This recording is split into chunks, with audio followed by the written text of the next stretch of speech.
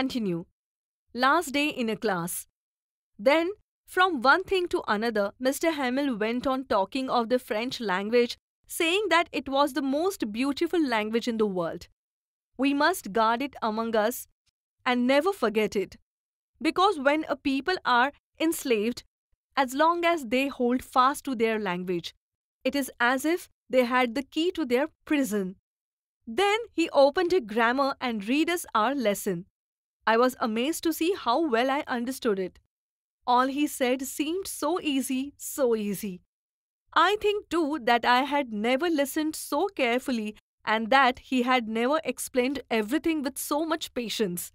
It seemed almost as if the poor man wanted to give us all he knew before going away, and to put it all into our heads to one stroke.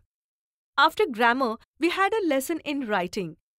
That day Mr. Hamel had new copies for us, on which were written in a beautiful round hand, France, Alsace, France, Alsace.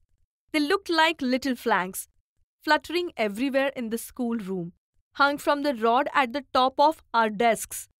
You ought to have seen how everyone set to work and how quiet it was. The only sound was the scratching of the pens over the paper. On the roof, the pigeons cooed very low, and I thought to myself, will they make them sing in German, even the pigeons? Whenever I looked up from my writing, I saw Mr. Hamel sitting motionless in his chair and gazing at one thing, then at another, as if he wanted to fix in his mind just how everything looked in the little schoolroom. Fancy! For 40 years he had been there in the same place, with his garden outside the window and his class in front of him, just like that. Only the desks and benches had been warm, smooth, and the walnut trees in the garden were taller.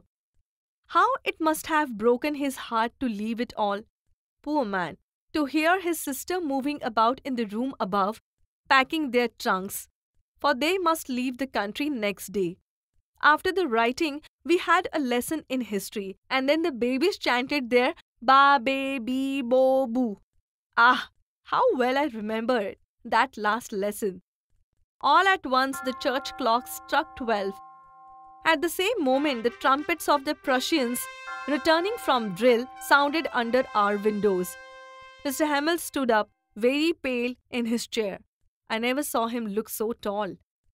My friends, said he, I. But something was choking him. He could not go on. Then he turned to the blackboard, took a piece of chalk, and bearing on with all his might, he wrote as large as he could, Vive la France. Then he stopped and leaned his head against the wall. And, without a word, he made a gesture to us with his hand. School is dismissed. You may go.